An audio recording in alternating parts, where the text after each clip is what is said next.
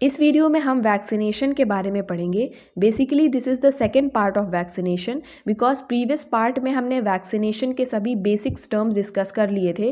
What is antigen, what is antibody, what is immunity, what is immune system and how many types of antibodies are there, examples of antigen. अगर इन questions के answers आप दे पा रहे हैं तो that means आपका basic strong है इम्यूनोलॉजी को लेके, तो आप इस वीडियो से कंटिन्यू कर सकते हैं। लेकिन अगर कन्फ्यूजन है आपको, इन क्वेश्चंस के आंसर आपको नहीं पता, तो मैं सजेस्ट करूंगी कि प्रीवियस वीडियो को आप ज़रूर से देखें। उसमें मैंने बेसिक से टर्म्स को डिस्कस किया था कि इम्यूनिटी क्या होती है, ये सभी चीज़ें उसमें डिस्कस्ड हैं। तो लिंक आपको डिस्क्रिप्शन बॉक्स में मिल जाएगा, वहाँ से आप समझ सकते हैं। वैक्सीनेशन स्टार्ट करते हैं बिकॉज हमने वहाँ वैक्सीन तक समझ लिया था प्रीवियस वीडियो में कि वैक्सीन क्या होती है, वैक्सीन कैसे बनाई जाती है, उसके बारे में समझा था। अब वैक्सीनेशन देख लेते हैं। It is a drug weak pathogen inactivated virus that is administered to a person to present the onset of a disease.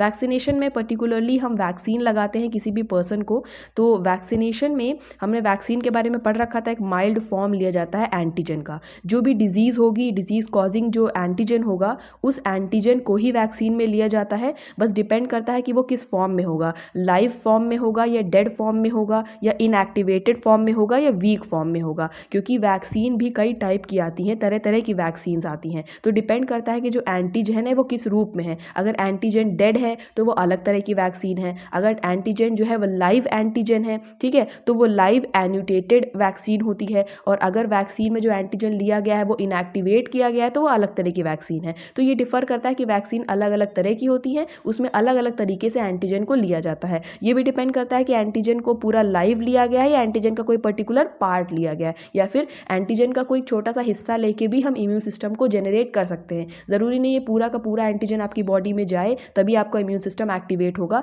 अगर कोई भी एक पार्ट, एक छोटा सा पार्ट भी चला जाता है अगर एंटीजन का, तो हमारी बॉडी, हमारा इम्यून सिस्टम इतना सेंसिटिव होता है, इतना ज़्यादा होता है कॉन्शियस, कि वो तुरंत एक्टिवेट हो जाता है। तो ये वैक्सीनेशन के बारे में था। अब वैक्सीनेशन दो तरीके का होता है, एक्टिव वैक्सीनेशन और पैसिव वैक्सीनेशन, जिसे हम एक्टिव और पैसिव इम्यूनिटी भी कह सकते हैं। तो यहाँ पे जो एक्टिव वैक्सीनेशन होता है, यहाँ पे क्या होता है, occurs when our own immune system is responsible for protecting us from pathogen. यहाँ पे हमारी खुद की बॉडी रिस्पॉन्सिबल होती है, हमारा खुद का इम्यून सिस्टम रिस्पॉन्सिबल होता है कि वो एंटीजन से या पैथोजन से हमको प्रोटेक्शन प्रोवाइड करेगा। इसमें क्या होता है, कोई भी बाहर से प्री प्रिपेयर्ड एंटीबॉडीज़ हमारी बॉडी में इंसर्ट नहीं की जाती है। यानी हमारी बॉडी में वैक्सीन लगाई जाएगी, वैक्सीन के लगाने के बाद हमारा बॉडी में जो इम्यून सिस्टम है वो जनरेट होगा और एंटीबॉडीज़ बनना स्टार्ट होगी। यानी हम अल्टीमेटली जो प्रोटेक्शन का काम है वो हमारा इम्यून सिस्टम ही कर रहा है, हमारा इम्यून सिस्टम ही एंटीबॉडीज़ को बना रहा है, रादर देन जो पैसिव इम्यूनिटी होती है, यानी जो पैसिव वैक्सीनेशन होता है,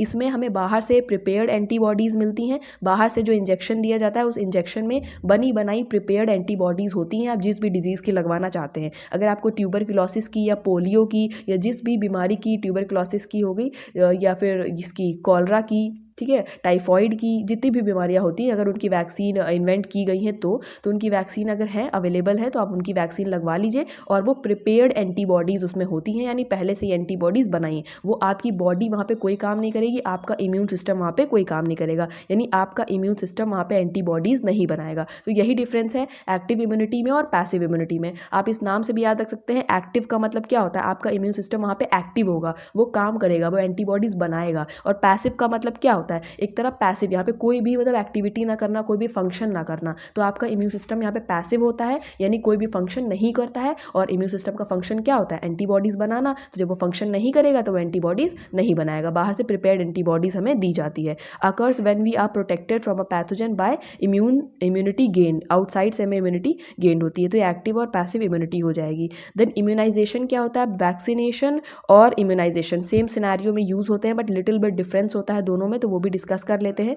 इम्यूनाइजेशन क्या होता है, जब वैक्सीन हमारी बॉडी में इंट्रोड्यूस की जाती है तो हमारा इम्यून सिस्टम का जो रिएक्शन होता है, हमारा इम्यून सिस्टम जिस तरह बर्ताव करता है, जैसे वो एक्टिवेट हो जाता है, एंटीबॉडीज़ बनाना स्टार्ट कर देता है, उसी को हम इम्यूनाइजेशन कहते हैं।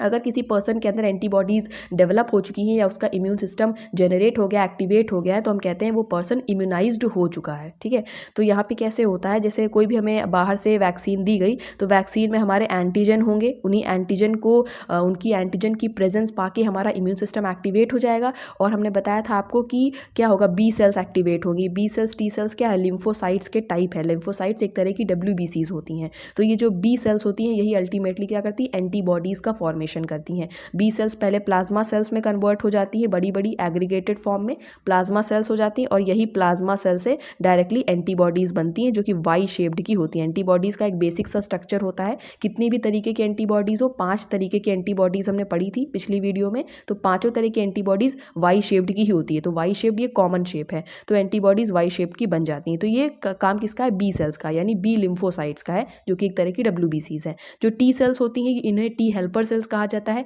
ये बाकी बी सेल्स को एक्टिवेट करती हैं, सिग्नलिंग करती हैं कि वो जल्दी जल्दी एंटीबॉडीज़ का फॉर्मेशन करे, और वो टी सेल्स क्या करती हैं, बाकी एंटीबॉडीज़ को घेर के उनको किल करने का काम करती है। मीन्स ये हेल्पर का काम करेंगी सारा।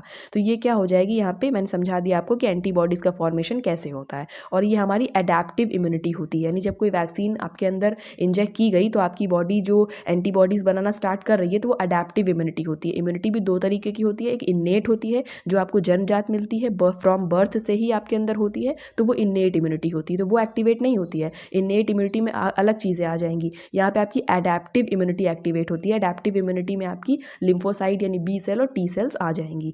तो अडेप्टिव इम्यूनिटी यहाँ पे एक्टिवेट होंगी। ये इम्यूनाइजेशन के बारे में था, बिकॉज वैक्सीनेशन और इम्यूनाइजेशन सेम सिनेरियो में यूज़ होते हैं, इसीलिए बहुत ही सिमिलर वर्ड लगते हैं, बट थोड़ा सा डिफरेंस होता है।